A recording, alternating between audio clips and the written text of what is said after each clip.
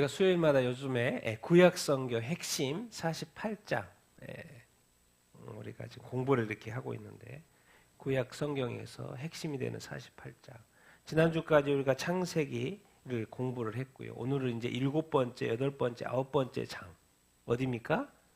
출애굽기로 이렇게 넘어왔습니다. 그래서 출애굽기에도 핵심이 되는 장 6장이 이렇게 있는데 오늘은 3장을 먼저 공부해 보도록 하겠습니다. 출애굽기 3장, 12장, 15장 우리가 이제 공부를 해 보게 이렇게 될 텐데 오늘 또 오늘 3장을 통해서도 하나님께서 우리에게 말씀하시고 깨닫게 하실 줄 이렇게 믿습니다. 아멘. 자, 우리 출애굽기 3장부터 우리 잠시 공부해 보도록 이렇게 하겠습니다. 자, 우리 출애굽기 3장 내용이 뭡니까? 모세를 하나님이 떨기나무 가운데서 부르시는 그런 어떤 장면 이렇게 어이죠. 우리 같이 한번 1절부터 3절까지 같이 한번 읽어보겠습니다. 시작. 모세가 그의 장인 미디안 제사장 이드로의 양떼를 치더니 그 떼를 광야 서쪽으로 인도하여 하나님의 산 호렙에 이르매 여호와의 사자가 떨기나무 가운데로부터 나오는 불꽃 안에서 그에게 나타나시니라. 그가 보니 떨기나무에 불이 붙었으나 그 떨기나무가 사라지지 아니하는지라. 이에 모세가 이르되 내가 돌이켜 가서 이 큰 광경을 보리라. 떨기나무가 어찌하여 타지 않은고 하니 그때에. 자, 이제는 모세가 양치기 위해서 하나님의 산 호렙에 이렇게 왔다고 이야기를 하고 있고, 그리고 근데 누가 나타났습니까? 여호와의 사자가 나타났습니다. 여호와의 사자는 또 하나님이라고 생각하면 되고, 근데 여기서 이제 여호와의 사자라고 할 때는 또 이렇게도 해석합니다. 그 제2의 하나님이 누굽니까? 제2의 하나님 삼위일체 중에서 예수 그리스도라고도 설명을 이렇게 많이 이렇게 합니다. 여호와의 사자가 보통 우리가 천사 이렇게 하는데 또 특별한 부분에 있어서는 여호와의 사자. 아브라함 이야기하면 아브라함이 텐트로 3명 모셨죠. 보니까 3사람이 이렇게 왔어요. 그런데 그 3사람은 다 대접하고 소돔과 고모라 심판하러 가죠. 근데 소돔과 고모라의 심판으로 또 갔는데 거기는 몇 명이 나타나요? 2명이 나타나요. 2천사가 거기에 가요. 그럼 분명히 3명이 왔는데 2천사가 왜 가지? 거기 1명이 예수 그리스도. 이렇게 설명을 이렇게 합니다. 그래서 여기서도 예수 여호와의 사자가 떨기나무 가운데 여호와를 상징하면 되죠. 하나님. 자, 하나님의 사자, 여호와의 사자가 불꽃 가운데 떨기나무 보니까 불이 붙었어요. 그런데 불이 타요, 안 타요? 당연히 불이 붙었으면 타야 되는데 타지 이렇게 않죠. 자, 여러분, 이 출애굽 사건은 기본적으로 뭡니까? 하나님이 지금 뭘 지키는 거예요? 모세를 지금 부르고 있지만 하나님은 지금 무엇을 생각하냐면 400년 전에 아브라함에게 했던 말을 생각하시는 거예요. 기억하는 거예요. 그게 뭐였어요? 아브라함과의 언약. 창세기 몇 장? 15장에. 그때 무슨 몇백 년 후에라는 이야기 했죠. 몇백 년 전에 그때 400년 후에. 그래서 4대란 말을 썼고 400년 후에 애굽에서 나오게 될 거라는 말. 그래서 지금 몇 년이 지난 거예요? 400년. 이것도 생각해 봅니다. 여러분, 이제 구약이 끝나고 신약으로 넘어가는데 그 전환기가 몇 년이에요? 400년입니다. 400년이 딱 끝나고 예수님이 딱 탄생해요. 잠잠했어요, 400년 동안. 그래서 이 이스라엘이 이제 그 애굽에서 큰 200만 명 정도로 커질 때까지 하나님이 가만히 있으세요. 그리고 딱 400년이 딱 되니까 하나님이 움직이기 시작하는 거죠. 그래서 모세를 이끌고 40년 동안 왕자로, 이제 40년 동안 광야에서 뭐로 살고 있어요? 결혼도 하고 해가지고 목자로서 살고 있어요. 많이 낮아진 존재로서의 삶. 그때 시간이 하나님의 때가 된 거죠. 하나님 사자, 떨기나무, 이상한 현상을 보여주는 거죠. 다시 여기서 떨기나무 이렇게도 해석합니다. 어떻게 해석해요? 떨기나무는 뭘 상징한다? 이스라엘을. 불은 뭐다? 구원. 왜 떨기나무예요? 떨기나무는 그 당시 아카시아 종류, 쉽게 가시덤불요. 그냥 일상적으로 너무 널려있는 그것. 뭘 상징하겠습니까? 이 떨기나무는 그냥 보잘것없는, 하찮은. 이스라엘과 왜 매칭이 됩니까? 지금 이스라엘 상태가 어떤 상태예요? 애굽에서 뭐 하고 있어요? 노예 상태잖아요. 그러니까 아주 그냥 고생하고 하찮은, 너무 그냥 흔한 노예 생활을 하고 있는 그 떨기나무가 이 떨기나무 흔한 떨기나무에 뭐가 떨어진 거예요 지금? 불이 떨어진 거예요. 불이 떨어진 거예요. 근데 불이 떨어졌는데 타요 안 타요? 타지 않아요. 여러분 우리가 성령 받으면 성령을 불이라고 그러죠. 성령 받으면 타요 안 타요? 안 타요. 하나님이 떨기나무에 이 지금 노예 생활하고 있는 이스라엘을 떨어진 거예요. 뭘로? 불로. 떨기나무가 타요 안 타요? 타지 않아요. 뭐랍니까 이제? 하나님이 이스라엘을 이제 애굽에서 구원하겠다는 걸 상징적으로 표현해 주는 거, 보여주는 거예요. 이 떨기나무에 불로 임하시는 것은 이 하찮은 이 노예 생활하고 있는 이스라엘 백성을 내가 이제 불로써 하나님께서 구원하실 거라는 것을 이제 암시 징조처럼 설명을 해주는 것이죠. 그러니까 모세 입장에서는 신기한 일이죠. 분명히 불로 보이는데 타지 않는 불? 이거 도대체 뭐냐? 그러니까 하나님이 이제 관심을 끈 거죠. 관심을 우리 모세에게. 그래서 이제 불러드리는 것이고 4절 6절 읽겠습니다. 시작. 여호와께서 그가 보려고 돌이켜 오는 것을 보신지라 하나님이 떨기나무 가운데에서 그를 불러 이르시되 모세야 모세야 하시매 그가 이르되 내가 여기 있나이다. 하나님이 그 이리 가까이 오지 말라. 내가 선 곳은 거룩한 땅이니 내에서 신을 벗으라. 또 이르시되 나는 내 조상의 하나님이 아브라함과 하나님, 이삭의 하나님, 야곱의 하나님이니라. 모세가 여호와님 배웠기를 두려워하여 얼굴을 가리매. 아멘. 자, 이제 누가 누구를 만나는 거예요? 모세하고 하나님이 만나는 거예요. 그러니까 하나님이 어떠한 분이시라는 것을 설명을 하죠. 어떠한 분이요? 거룩하신 분. 그래서 하나님이 임재하시니까 다 자동으로 딱 뜨는 단어가 거룩이에요. 그리고 지금 모세는 지금 거기에서 늘 양치고 있는, 그래서 늘 발이 늘 돌아다니니까 먼지에 뭐야 늘 지저분해져 있는, 모세의 삶이 세상에 찌들어 있고 더럽혀져 있는 그 삶. 그러니까 그 신을, 그 이제 신을 상징으로 이렇게 하는 거죠. 근데 이 거룩하신 하나님의 임재 앞에 모세에게 뭘 벗으라? 신을 벗으라. 그러니까 지금 뭐가 지금 대조되고 있어요? 하나님의 거룩과 인간의 뭐가 대조되고 있어요? 더러움. 근데 그것이 지금 만나는 장면이죠. 만나는 장면이죠. 만나기 위해서는 신을 벗어야 돼, 안 벗어야 돼요? 벗어야 됩니다. 그냥 만날 수가 없습니다. 왜? 하나님은 거룩하신 분이기 때문에 거룩한 수준으로 올라가야 되죠. 그래서 인간과 하나님은 사실 만나기가 쉽지 않습니다. 반드시 누가 필요해요? 중보자가 필요하죠. 중보자가 나중에 누굽니까? 예수 그리스도. 이제 거룩한 하나님의 그 거룩이 바로 나옵니다. 하나님이 임하셨어요? 거룩해요. 그러니까 거룩하신 하나님을 만나기 위해서는 이 세상에 찌든 때로 더럽혀진 이 발의 신을 벗어야 한다고 하면서 말씀을 하십니다. 나는 누구다? 내 조상의 하나님. 조상이 누구예요? 아브라함과 이삭과 야곱의 하나님. 지금 광야에서 또 이 호렙산에서 듣는 이 소리, 갑자기 하나님이 나타나고죠. 나는 누구다 이렇게 말하고 이렇게 있죠.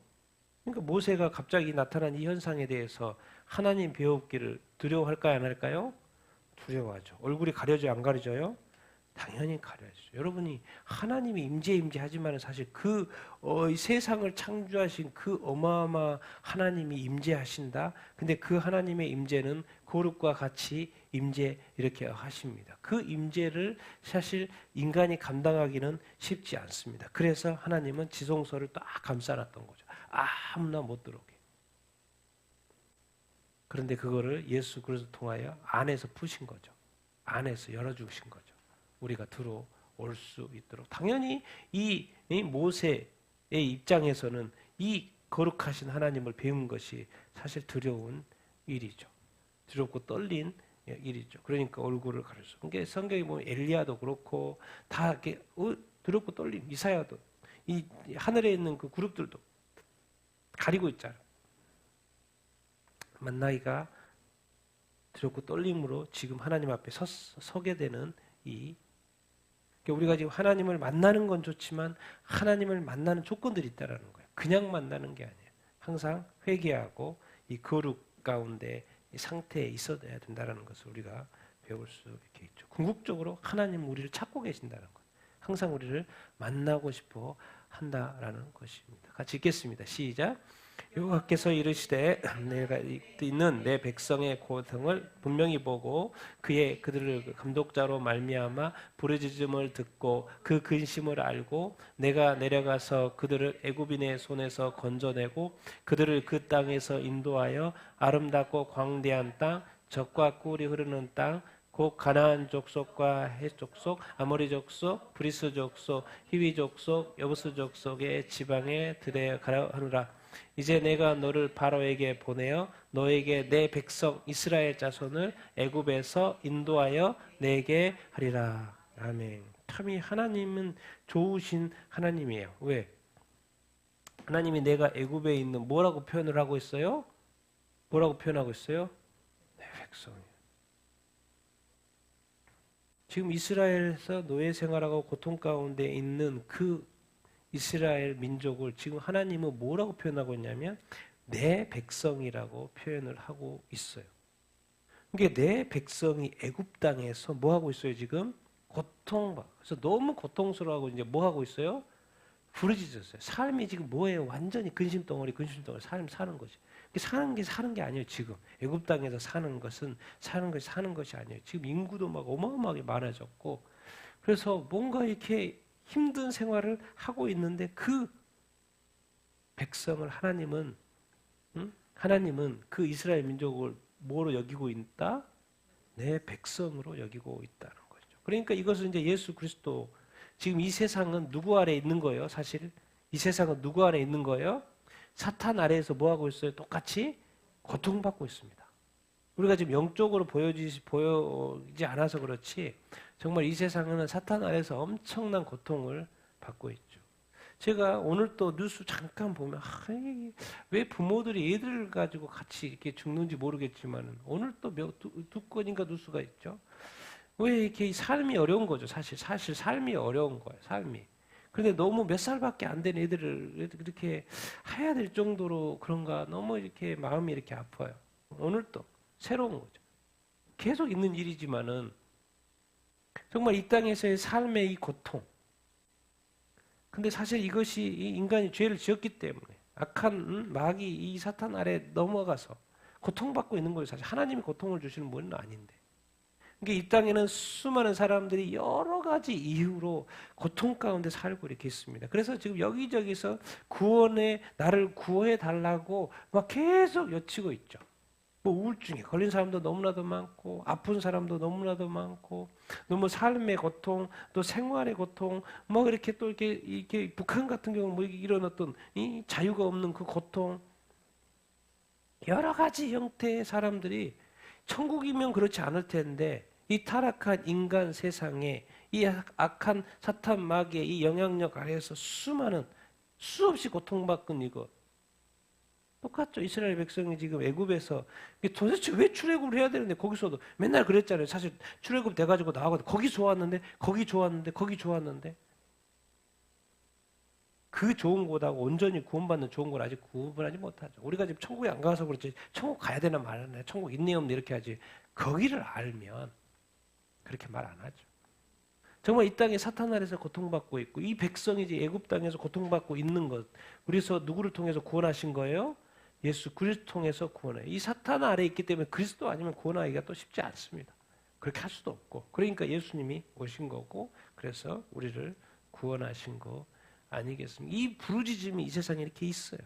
그렇게 하나님은 지금 이 전 세계에서 부르짖는 고통 가운데서 부르짖는 소리가 지금 하나님의 귀에 다 들리죠. 하나님은 다 듣고 있습니다. 내 자신의 기도만 듣는 게 아니라 전 세계에서 고통 가운데 있는 수많은 이 부르짖음 듣고 계시죠. 특별히 하나님의 관심은 하나님의 백성입니다. 교회입니다. 이 성도들의 기도는 특별히 더 들으시죠. 더 귀 기울이시죠. 그래서 하나님은 때가 되면 애굽인의 손에서 뭐 하려고? 건져내려고 움직이셔요. 이건 분명히 하나님의 때가 됐죠. 왜? 애굽은 하나님이 원하신 땅이 아니에요. 원래 400년 전에 돌아올 거라고 했고 원래 인도할 땅은 어디예요? 아름답고 광대한 땅이에요. 젖과 꿀이 흐르는 땅이죠. 하나님은 궁극적으로 하나님의 백성에게 뭘 주기를 원하는 거예요? 좋은 것을 주기를 원하는 거죠. 궁극적으로 최고의 주기를 원하는 건 뭐예요? 적과 꿀이는 땅 천국이죠. 여기서 이제 가나안 땅으로 예표를 하는 것이죠. 이 가나안 땅, 애굽이 아닌 가나안 땅. 애굽에는 바로 왕 밑에서 종노릇해야 되는데 노예 생활해야 되는데 뭐예요? 가나안 땅은 뭐예요? 다 쫓아내고 자기가 주인 된 땅. 자유가 있는 땅. 하나님이 원래 목적은 자유가 있는 천국인 거죠. 아름답고 광대한 적과 끓이는 땅. 그러나 많은 이방 민족이 이렇게 있죠. 여러분, 이 많은 이방 민족이 있는 거 뭘 상징하는 것 같습니까? 이 세상의 권력이 어마어마합니다. 어떻게 할 수가 없어요. 그런데 모세는 지금 뭐예요? 어떤 신분입니까? 이름도 없는 뭐예요? 목자예요, 목자. 세상 최고의 권력자 앞에 가가지고 목자가 가가지고 우리 백성 보내주십시오. 이게 말이 됩니까 이게? 모세가 얼마나 이게 막 겁을 먹었겠어요. 그러니까 그 이후로 막 나 못해요, 나 못해요, 나 못해요, 나 못해요. 내보이나 계속 하는 이유가 아무리 가야 될 땐 가도 좀 급이 같은 데로 가면 할만하죠. 근데 이거는 그 당시 최고의 권력 바로 앞에 가는 거는 그냥 바로 칼 날라오죠, 칼 날라오죠. 바로 죽음이죠. 당연히 하나님 보호하시겠지만은 모세 입장에서는 이 목자가 양치기 목자가 어떻게 가가지고 200만 명이나 되는 백성을 꺼내와요. 그 말이 안 되는. 그러니까 하나님이 했죠. 말씀하시죠. 내가 너와 뭐 한다? 함께 한다. 네가 하는 게 아니고 누가 한다? 하나님이 한다. 하나님이 할 수 있다. 그러니까 하나님은 그 통로를 찾으시는 거예요. 이제 내가 너를 누구한테 보내겠다? 바로에게 보내겠다. 그러니까 내가 너를 선택해서 보내는 거니까 너는 가도 된다 그 말인 거예요. 네가 가서 걱정하고 염려할 게 아니라 내가 일할 거니까 대신 내가 보낼 사람이 필요하다. 그거예요. 근데 그게 보니까 너다 너. 너는 준비가 됐어. 하나님 볼 때 모세는 준비가 됐어요. 왜? 80년이나 준비했거든요. 광야에서 40년 동안 준비를 했거든요. 그래서 하나님이 볼 때 모세는 준비가 되는데 모세가 자기 자신이 볼 때는 너무 또 깨갱깨갱 아무것도 아닌 거예요. 그러니까 나는 또 못 가겠다는 거. 이런 또 불일치가 있는 거예요. 하나님 볼 때 괜찮아서 시키려고 그래도 나는 못해요 가는 거죠.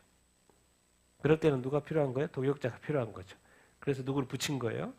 형을 붙이는 것이죠. 여러분 이 모세를 부르는 이 장면 모세를 히브리서는 이렇게 설명을 하죠. 같이 읽겠습니다. 시작. 믿음으로 모세는 장성하여 바로의 공주의 아들이라 칭함받기를 거절하고 도리어 하나님의 백성과 함께 고난받기를 잠시 죄악의 낙을 누리는 것보다 더 좋아하고 그리스도를 위하여 받는 수모를 애굽의 모든 보화보다 더 큰 재물로 여겼으니 이는 상 주심을 바라보미라. 아멘. 자, 히브리서에 와서는 이 모세를 누구하고 연결을 하고 있어요? 그리스도. 그러니까 이 모세도 사실 그리스도의 이 모세의 삶은 애표인 거죠. 애표. 모세만 보고 있으면 안 됩니다. 왜? 모세도 여기 무슨 장면 모세요? 무슨 장면이에요? 예, 변화산 사건. 예수님이 이제 십자가에 못 박으러 죽이시기가 이제 가기 전이죠. 이제 전에 변화산에 이제 죽을 건데 변화산에 올라갔는데 모세하고 누가 나타났어요? 엘리야가 나타난 거예요. 모세가 예수님하고 지금 만나서 이야기하고 있는 거예요. 모세는 누구의 모델이에요? 그리스도의 모델. 모세는 자기 자신이 알아요. 나중에 알았겠죠. 이 삶의 모델이 그리스도를 위한 것이었구나. 그래서 정확하게 히브리서에서 잘 풀어냅니다. 모세는 장성했어요. 이제 나이 40이 되니까 이 애굽 사람이 이 자기 민족 히브리 민족을 막 때리고 막 하는 거 그냥 열받아가지고 죽여버리잖아요. 바로 공주 자기 아들인데 그게 아니야. 이제는 히브리 민족을 위해서 살아야지. 그래서 바로의 공주 아들 된 걸 뭐예요? 확실하게 거절하죠. 자, 도리어 하나님의 백성과 함께 무엇 받기를? 고난받기를 선택하는. 그래서 자기 히브리 민족을 도와주려고 하는데 이제 오해를 사고 그래야 도망가게 되는 것이죠. 잠시 죄악의 나. 이 바로의 애굽의 생활을 왜 이 공주 왕자의 삶을 왜 자기는 죄악의 낙을 누리는 것이라고 성경은 지금 표현하고 이렇게 있을까요? 그리스도를 위해서 받는 수모, 여러분 그리스도인으로서 여러분 고난받는 거, 수모받는 거, 남들한테 예수 믿는다고 욕들어 먹는 거, 여러분 그거 좋아할 수 있습니까? 기쁘게 여길 수 있습니까? 왜? 그것이 내가 진짜라고 인정받는 거잖아요. 그것을 그리스도를 위한 수모, 여러분 어떻게 여기십니까, 여러분들은? 예굽의 모든 보화, 이 세상에 많은 사람들이 이 세상의 재물을 탐해서 쌓고 벌고 노력하고 또 그것을 쌓아서 또 좋은 꿈을 계획을 미래를 이렇게 설계 막 하잖아요. 근데 모세는 그것보다도 예수 그리스도를 위해서 수모를 받는 것을 택하고 뭘 바라는 거예요? 상 주심. 상은 어디서 와요? 하늘에서. 누가 줘요? 하나님이, 주님이. 이렇게 지금 설명하고 있어요. 모세가 그냥 이렇게 부르셔서 이렇게 한 것 같은데 다 그리스도를 위해서. 그 고난받았던 것, 또 그 백성을 구원하는 그 과정의 모든 것들, 그리고 자기가 이제 때가 되어서 이제 21위 문제를 위해서 내가 살아야 되겠다는 그 생각했던 이 모든 것들 알고 봤더니 다 그리스도하고 연결되고 있어요. 여러분, 우리 삶계 세상 사람은 그리스도가 없기 때문에 자기의 어떤 것을 명예와 이름과 어떤 행복을 위해서 열심히 살 뿐이죠. 근데 모세는 부름받은 이후부터는 자기 자신을 위해서 사는 게 아니죠. 누구를 위해서 살았어요? 이스라엘 백성을 위해서 살았죠. 그게 부르심인 겁니다. 나이가 됐을 때 이제 눈치를 챘죠. 그래서 이제 히브리 민족을 고통하고 있는 사람들을 이제 때려 죽여서 이제 도망가게 돼서 여기까지 오게 되는데, 히브리서는 이렇게 써. 여러분이 이 주님이 우리의 삶을 이렇게 평가할 때 뭐라고 평가하면 좋겠습니까? 내가 내 자신을 위해서 열심히 살았다는 그걸 뛰어넘어서 그리스도를 위해서, 그리스도의 이름을 위해서, 그리스도의 영광을 위해서, 또 그리스도를 위해서 예수 믿는다고 많은 고통과 고난을 견뎠던 거, 이것에 대해서 칭찬하는 삶을, 여러분 그런 어떤 평가를 여러분 받고 싶지 않습니까? 모세가 그랬다라는 것입니다. 그렇게 설명을 해주고 이렇게 있는 것이죠. 그래서 모세와 결국 이 메시아와 그리스도와가 연결이 되는 것을 성경에서 지금 가르쳐 주고 이렇게 했고, 이제 모세 부르심 이제 3장, 그 다음에 이제 12장 6월절 어린 양 같이 1절부터 12장이 출애굽기 12장인데요. 1절부터 5절 읽겠습니다. 시작. 여호와께서 애굽 땅에서 모세와 아론에게 일러 말씀하시되 이달을 너희에게 달의 시작 곧 해의 첫 달이 되게 하고 너희는 이스라엘 온 회중에게 말하여 이르라. 이달 열흘에 너희 각자가 어린 양을 취할지니 각 가족대로 그 식구를 위하여 어린 양을 취하되 그 어린 양에 대하여 식구가 너무 적으면 그 집의 이웃과 함께 사람 수를 따라서 하나를 취하여 각 사람이 먹을 수 있는 분량에 따라서 너희 어린 양을 계산할 것이며 너희 어린 양은 흠없고 1년 내 수컷으로 하되 양이나 염소 중에서 취하고. 구약의 핵심 중에 하나가 또 이 6월절이죠. 6월절. 그래서 출애굽기 12장이 되게 중요합니다. 창세기 12장이 엄청 중요해요. 창세기 12장은 누구를 부르시는 거예요? 창세기 12장은 하나님이 누구를 불러요? 아브라함을 부르는 거죠. 자, 출애굽기 12장은 무슨 이야기예요? 출애굽기 12장은 6월절 어린 양이에요. 그러니까 출애굽기 12장도 되게 중요한 장입니다. 하나님이 이렇게 말씀하셔요. 왜 이게 중요하냐? 달의 해의 첫 달, 1월달 정월 이 첫 달을 뭐로 삼으라는 거예요? 6월절. 왜 그래요? 구원이 그만큼 중요하다는 거예요. 구원이 바로 실제 시작인 거죠. 구원이 받은 게. 우리가 응애 아기로 이렇게 태어나잖아요. 그 혈통적인 게 탄생이잖아요. 그런데 더 중요한 게 있어요.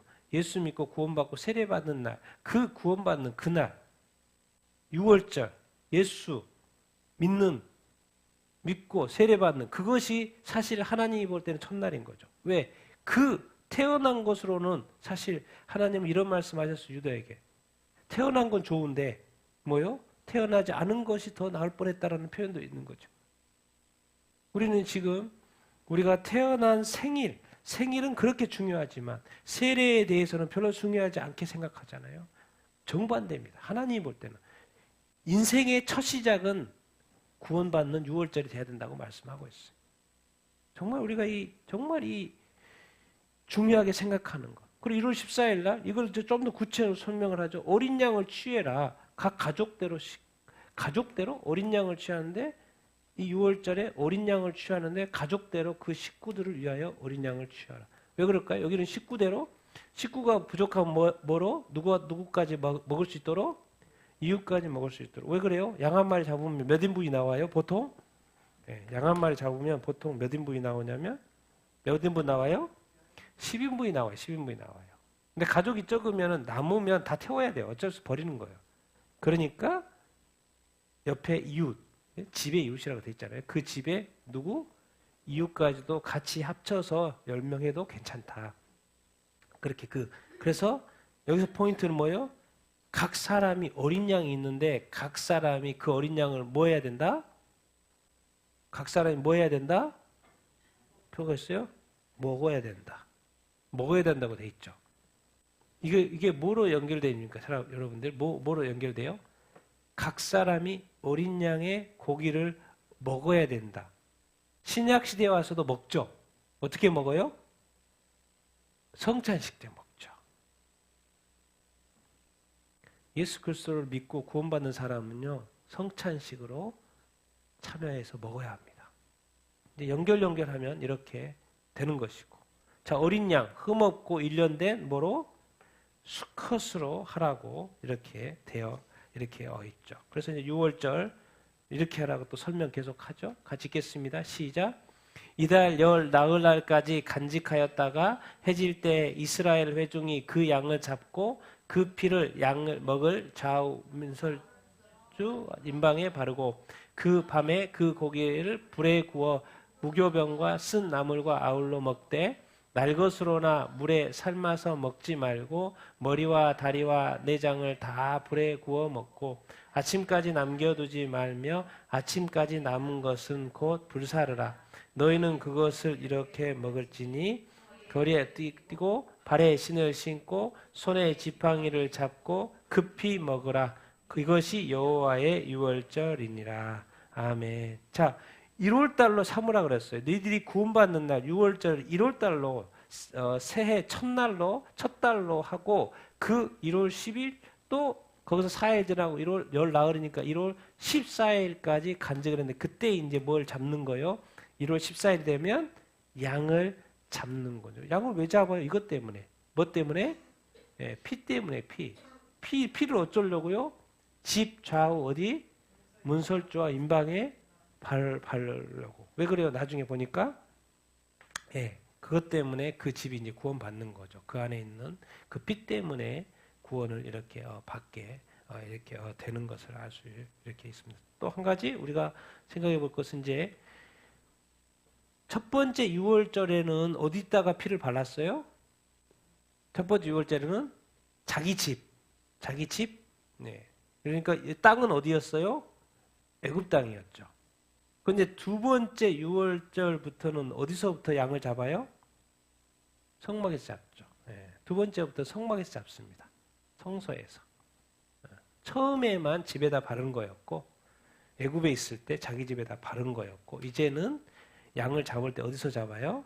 성소에서 제단에서 잡게 이렇게 되죠. 그리고 무교병과 쓴 나물은 뭘 의미할까요? 무교병 왜 그럴까요? 무교병은 뭐가 안 들어있는 빵이에요? 누룩이 안 들어있는 빵이고, 네, 누룩이 이제 지금 이제 누룩이 이게 발효되는 그 시간조차도 없을 정도로의 저기. 근데 이제 또 신약에 보면 누룩은 또 뭐 죄 그 바리새인들의 죄 막 이런 거하고 연결도 되잖아요. 그리고 누룩은 또 무교병 어떻게 보면 거룩한 빵이라고도 할 수 있고 쓴 나무를 쓰다. 왜 쓴 것을 왜 자꾸 먹으라 그래? 단 것을 먹어야 되는데 뭘 기억하라고요? 노예 생활에 그 쓰디 썼던 그 추억, 그 기억들, 과거의 그 노예 생활, 쓴 나물 먹으면서. 그리고 남은 것은 다 뭐에다 구워서 먹어야 돼요? 6월절은 양은 불에 구워야 돼요. 남은 것은 아침까지 남아서 뭐 해버려야 돼요? 왜 불사르라 그럴까요? 왜 없어버리라 그럴까요?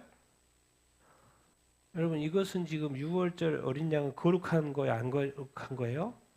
거룩한 거예요. 그래서 이제 먹고 남았어요. 그 남았으면 그릇에다 담아가지고 여기다 두고 저기다 두고 그러면 막 이리 치우고 저리 치우고 뭐는 거예요? 거룩한 이 어린 양의 이 제물이 어떻게 취급받는 거예요? 막 취급받는 거예요. 하나님은 그것을 허락한다 안 한다? 허락하지 않는 거예요. 거룩한 것을 거룩하게. 그래서 하나님은 또 죄를 짓지 않도록 뭐 해버리라는 거예요? 다 뭐 해버리라? 남기지 말고 다 불사를 없애버리라는 거예요. 왜? 없어야지 죄를 안 짓죠. 그래서 다 불태워버리라고 이렇게 합니다. 그런데 먹을 때 어떻게 먹어요? 허리에 띠, 발에 신, 손에 지팡이. 뭐 어떻게 먹으라? 급히 먹으라. 왜 그래요?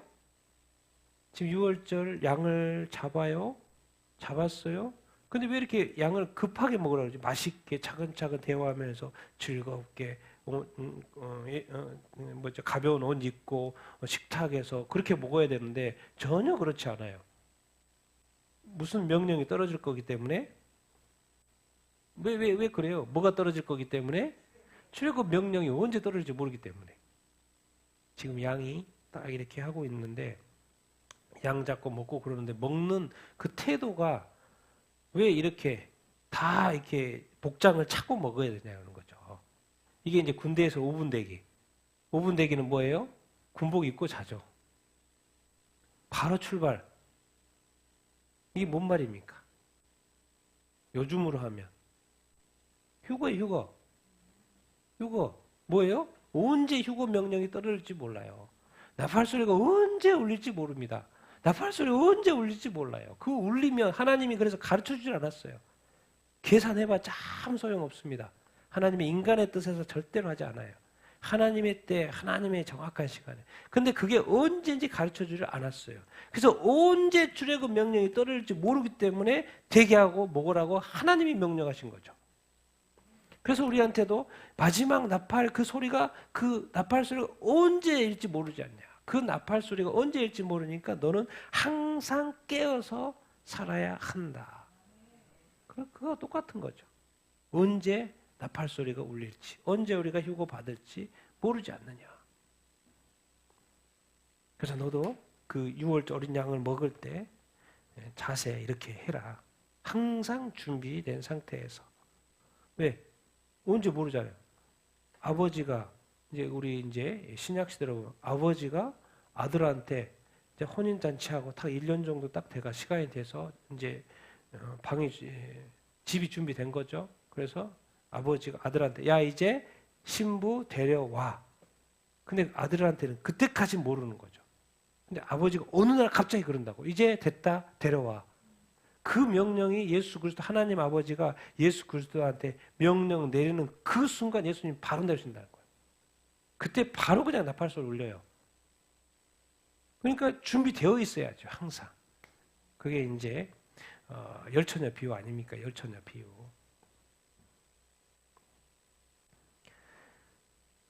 그래서 우리도 항상 준비돼요. 하나님의 나라는 항상 하나님의 예수 그리스도의 신부로서 늘 준비된 삶을 살아야 될 줄로 믿습니다. 그렇게 살 수 있게 되길 바랍니다. 자, 우리 12, 23, 14 읽겠습니다. 시작.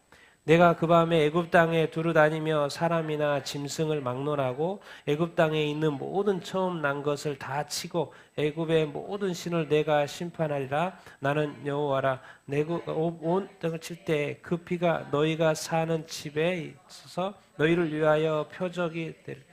내가 피를 볼 때 너희를 넘어가리니 재앙이 너희에게 내려 멸하지 아니하리라. 너희가 이 날을 기억하여 여호와의 절기를 삼아 영원한 규례로 대대로 지킬지. 아멘. 지금 출애굽기 12장 6월절 어린 양에 대해서 공부를 이렇게 하고 있는데요. 하나님이 말하는 거요. 사람과 짐승을 막론하고 이제 피계, 이파, 악도구, 매흑장 10가지 재앙에 대해서 지금 내리고 있잖아요. 그래서 10번째 재앙과 관련된 6월절. 그래서 이제 10번째, 9가지 했는데도 안 내변해. 그래서 10번째 재앙은 어떤 재앙이다? 모든 처음 난 것을 다 뭐 한다는 거예요? 죽인다는 거예요. 죽이고 나서 보내게끔 되어 있어요. 그런데 이 단어가 붙어 있어요. 뭣도 같이 심판한다고요? 애굽의 모든 신을 내가 뭐 하라고요? 심판. 이 단어가 붙어 있어요. 그냥 첫째만 죽이는 게 아니고 장자만 죽이는 게 아니고 첫째 태어난 것만 죽이는 것이 아니고 뭣도 같이 동시에 심판한다는 거예요?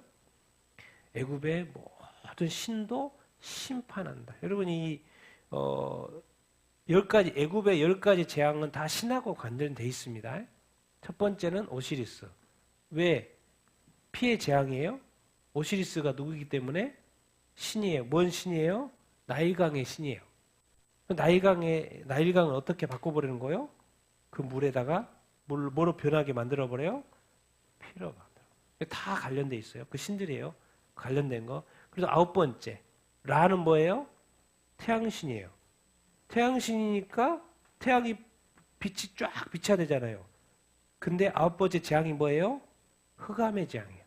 태양을 없애버려요. 의미 아무 없게 만들어버려요.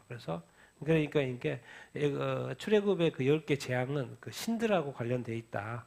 그 애굽의 신들하고 관련돼 있다. 그걸 다 무력화시키는 거다. 이 우상의 신들은 다 힘없는 신이라는 것을 하나님만이 전능한 신이라는 것을 이제 이기신다는 것을 보여주는 것이고 그러면서 10가지 재앙 이제 지금까지 재앙 중에서도 지금 여기 그 예굽 땅의 그 사람의 형상, 짐승의 형상으로 만들어진 이 신들이 우상들이 얼마나 많습니까? 한꺼번에 다 심판한다는 거예요.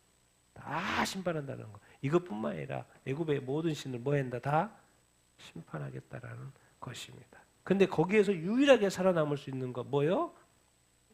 피. 어린 양의 피가. 그래서 그 다 치고 죽일 텐데 그 집마다 다 돌아가다닐 텐데 그 피가 그 문지방에 발라져 있으면 뭐 한다? 넘어간다. 그래서 6월절, 패스오버 넘어간다는 뜻이죠. 6월절이라는 것은 넘어간다. 그래서 재앙이 너희한테 미친다 안 미친다? 미치지 않는다. 그래서 하나님께서 너무나도 귀하게 뭘 하라고 그랬어요? 6월절 이 6월절을 지키라 안 지키라고 말했어요? 반드시 지키라고 그랬죠. 왜? 너무나도 중요 이렇게 하니까. 6월절에 뭘 먹어요? 그 어린 양이죠. 어린 양고기를 먹죠. 여러분 신약에서 와서는 성찬식 때 뭘 우리가 먹어요? 빵과 포도주를 먹어죠. 뭘 상징해요? 어린 양 누구요? 예수가 어떻게 한 거예요? 십자가에 못 박히면서 피 흘리신 거. 몸과 피. 자, 6월절은 어린 양 먹어요? 신약에 와서는 뭐예요? 성만찬으로 대체돼 있죠. 근데 자꾸 요즘에 또 6월절을 지켜야 된다고 이렇게 가는 게 아니고 6월절이 성만찬으로 대체돼 있는 거죠. 어린 양을 먹는 게 아니고 예수 그리스도를 먹는 거죠. 그래서 지금은 신약 시대에서 성만찬을 지키면 되는 거지 6월절을 따로 지키진 않죠.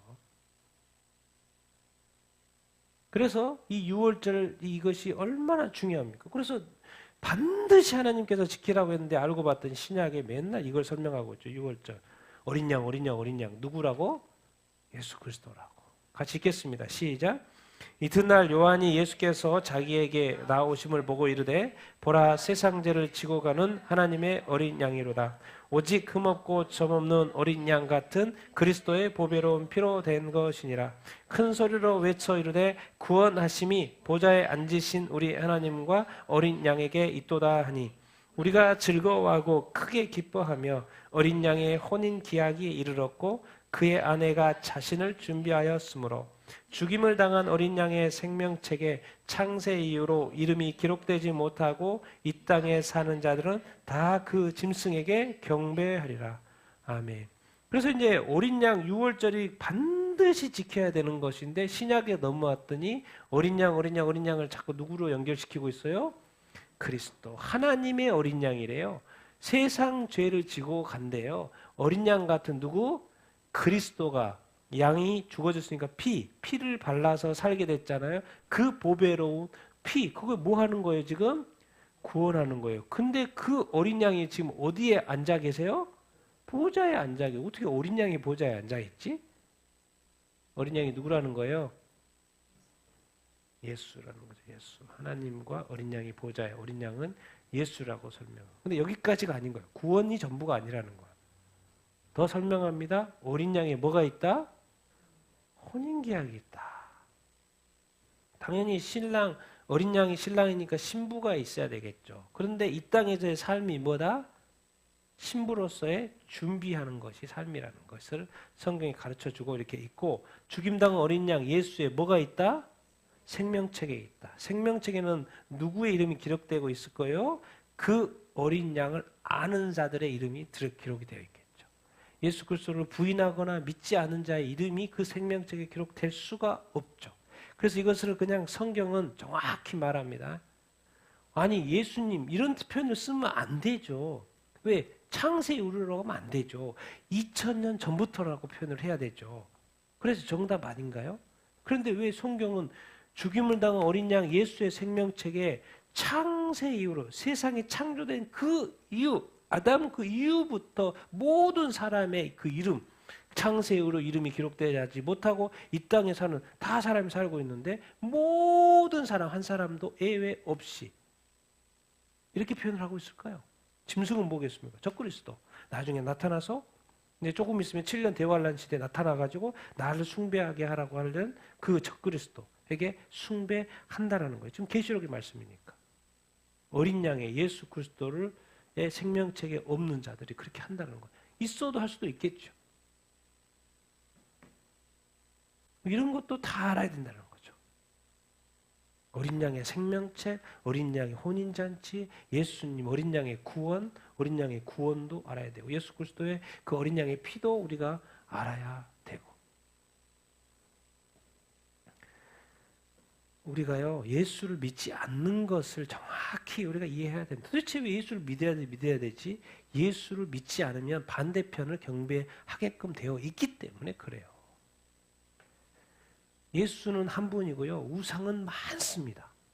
그 중에 하나를 믿고 살아갈 뿐이고 거기에는 자기 자신뿐만 아니라 우상의 그래서 수많은 종교들을 사람들이 믿고 있는데 거기에 유일하게 하나 그 진리, 생명, 구원, 하나님의 아들 예수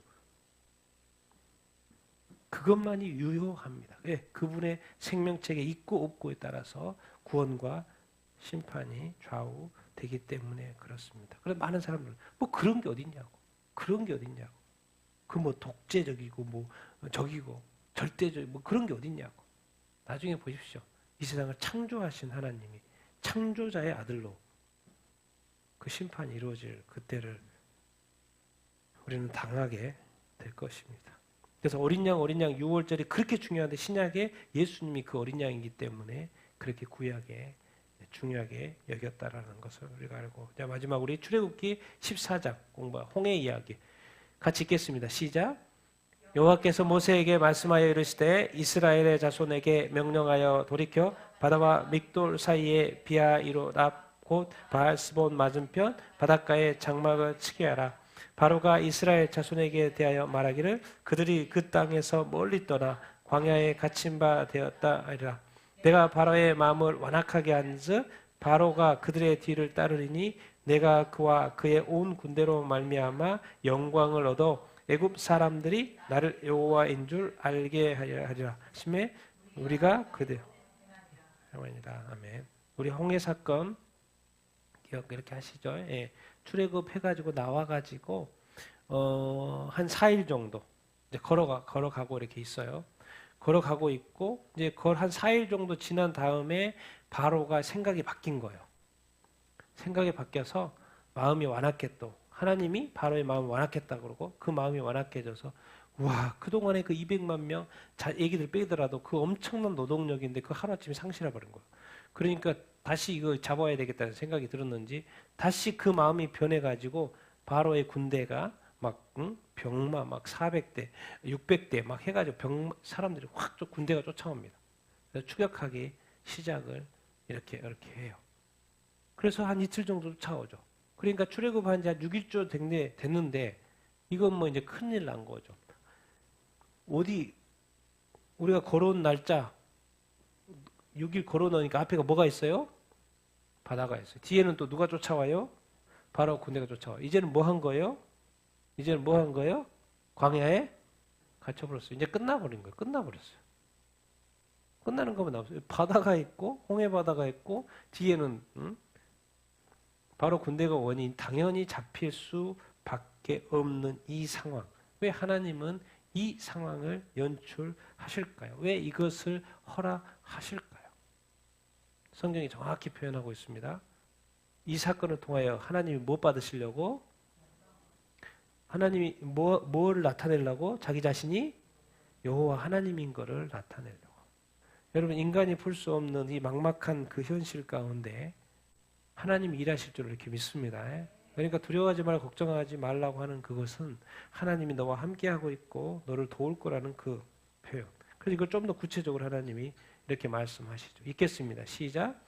모세가 백성에게 이르되 너희는 두려워하지 말고 가만히 있어서 여호와께서 오늘 너희를 위하여 행하시는 구원을 보라. 너희가 오늘 본 애굽 사람들을 영원히 다시 보지 못하리라. 여호와께서 너희를 위하여 싸우시리니 너희는 가만히 있을지어다.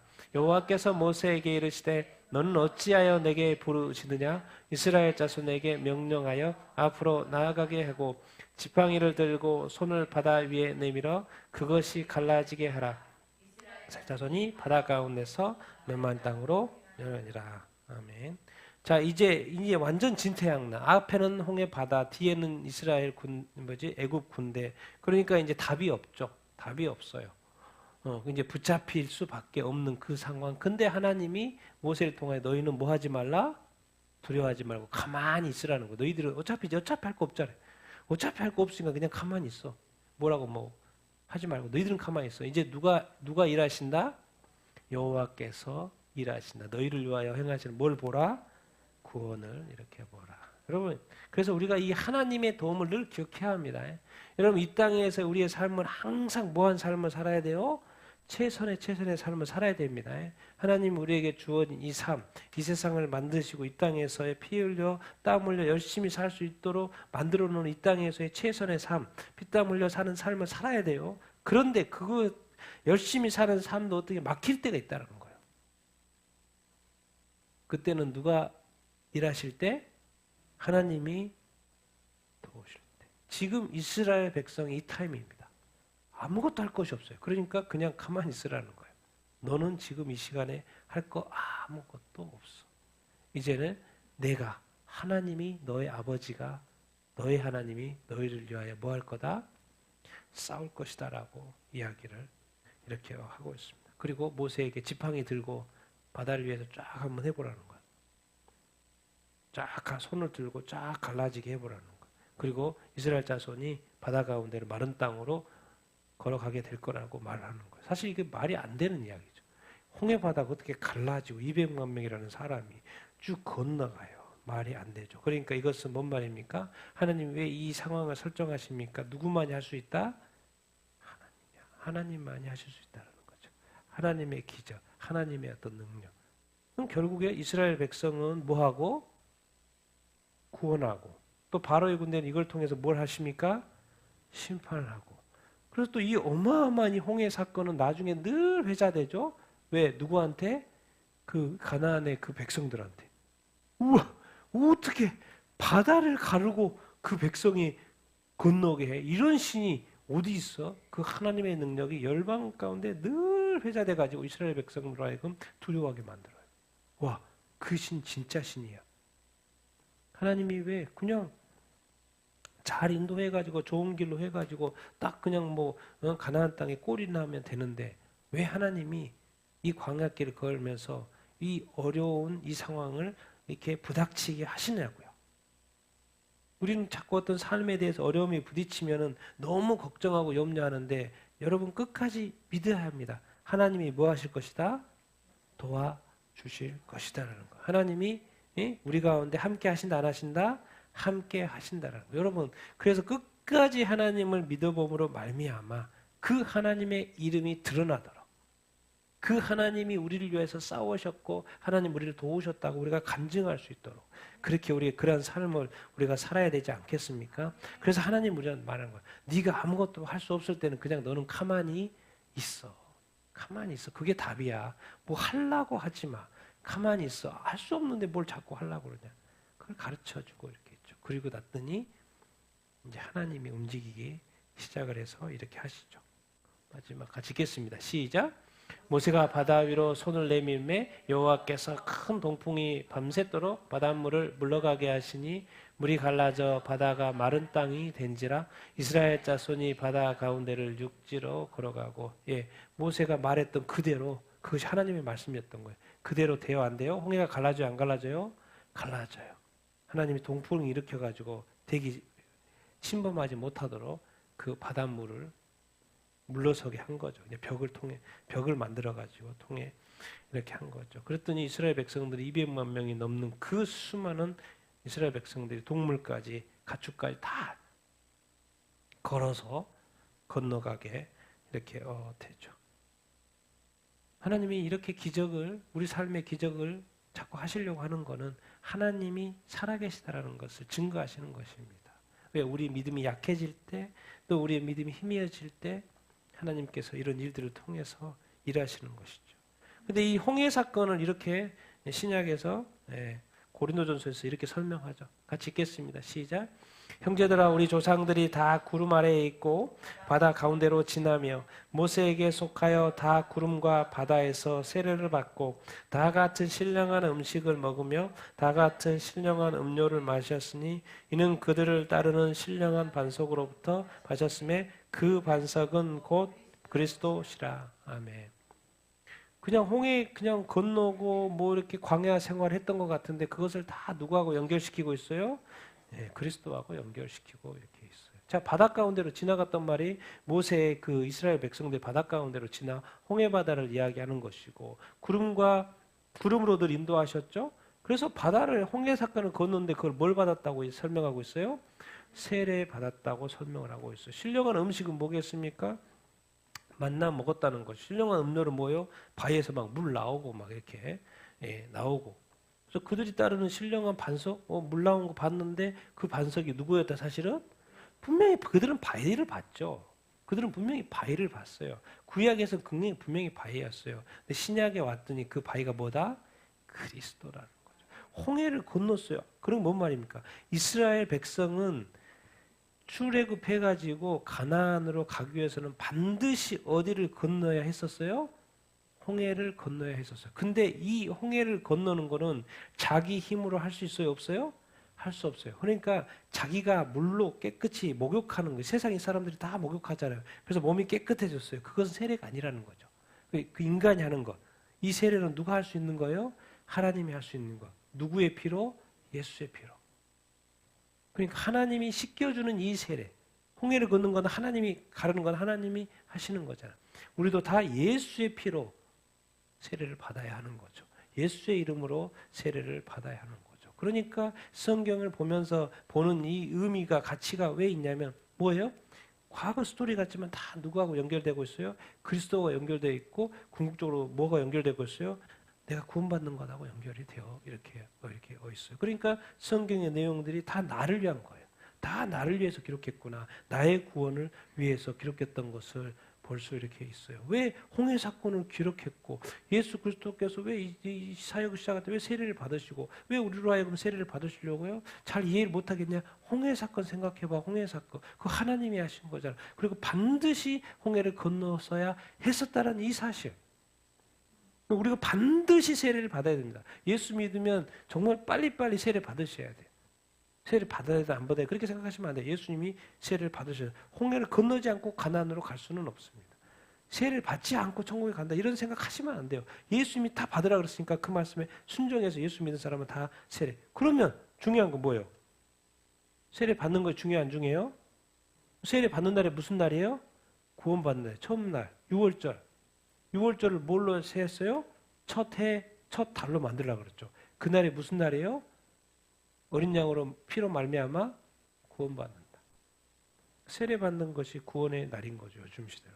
그러니까 우리가 세례 받은 날짜를 아는 것이 중요하고 사실 그것을 귀하게 여기는 것이 이렇게 하죠. 그런데 우리의 경중은 제가 늘 하는 말이 그렇습니다. 우리가 생일은 그렇게 축하해도요. 세례 받는 날짜는 다 잊어버리고 살아요. 그래도 되나? 그런 생각도 가끔씩 해봐요. 그래서 교회는 더 이상 세례 받는 날을 축하를 하지 않죠. 그래도 되나? 그러다 보니까 자꾸 구원의 어떤 저기가 감각이 떨어지는 거 아닌가? 이런 생각도 자꾸 해봐요. 6월절 반드시 지키라 그랬습니다. 그 해를 바꿔버렸어, 하나님이. 왜? 그렇게 구원의 구원받는 것이 그렇게 중요하기 때문에. 해 첫 달로 기억할 수밖에 없잖아요. 새해만 되면 뭐 여러 가지 새 꿈을 꾸고 새 계획을 짜는 거죠. 그런데 많은 사람들이 심지어 그리스도인조차도 자기 자신의 구원에 대해서 세례에 대해서 귀하게 여기지 않고 사는 사람이 얼마나 많습니까? 정말 여러분 이 땅에서 살아보면 살면 살수록 구원이 얼마나 중요한지, 그리고 반대편으로 이 세상이 얼마나 타락했는지, 이제 적그리스도가 나와서 이 그리스도가 아닌 적그리스도가 나와서 그 짐승에게 경배하라고 하는 이 시대, 우리의 구원을 우리가 끝까지 지켜야 되지 않겠습니까? 하나님 우리를 사랑하신 줄로 믿습니다. 또 우리를 끝까지 구원하실 줄로 믿습니다. 또 우리가 도움이 필요할 때 하나님께 도움을 요청하면 됩니다. 하나님, 우리도 최선을 다할 뿐만 아니라 왜? 하나님도 도우실 것이기 때문에 그렇습니다. 하나님이 우리의 편입니다. 하나님 우리의 아버지십니다. 우리는 하나님의 백성인 줄로 믿습니다. 끝까지 하나님의 백성인 것을 기뻐하며 즐거워하고 우리가 받은 예수 그리스도를 믿고 구원받는 이 구원을 잘 지켜가는 우리가 다 될 수 있게 되기를 예수님의 이름으로 축원드립니다. 아멘. 아멘. 우리 같이 한번 오늘 배운 것을 가지고 같이 한번 기도하겠습니다. 모세를 불렀습니다. 모세를 부르신 것은 이스라엘 백성을 구원하려고 그러는 것이요. 구원의 역사를 하시기 위해서 그러는 거예요. 그런데 구원받는 데는 유월절 어린 양이 필요했어요. 홍해 사건도 또 필요했어요. 그래서 하나님이 다 이런 것들을 이루시는 것이죠. 알고 봤더니 뭐예요? 구원의 역사인 거예요. 구원의 역사인 거예요. 하나님 아버지, 내 삶에 하나님이 나를 구원하여 주신 것, 예수 그리스도를 통해서 또 누군가의 전도자를 통해서 나로 예수 믿게 하여 주신 것 너무나도 감사합니다. 이제 내가 예수 믿는 이 구원을 귀하게 여길 수 있게 하여 주시옵길 간절히 기원하고, 모세가 부름받은 것은 이스라엘 민족을 구원하기 위하여 했던 것처럼 주여 나의 삶도 이제 예수 그리스도를 믿는 자녀로서 구원 받았으니까 내가 또 누군가를 위해서, 그 또 누군가여 또 민족을 위해서, 누군가 이 가족과 친척을 위해서 아버지여 그렇게 구원의 통로로 정말 사용되는 내 그런 삶 될 수 있도록 인도하시고 역사하여 주시옵소서. 우리 같이 한번 오늘 말씀을 생각하면서 기도하겠습니다.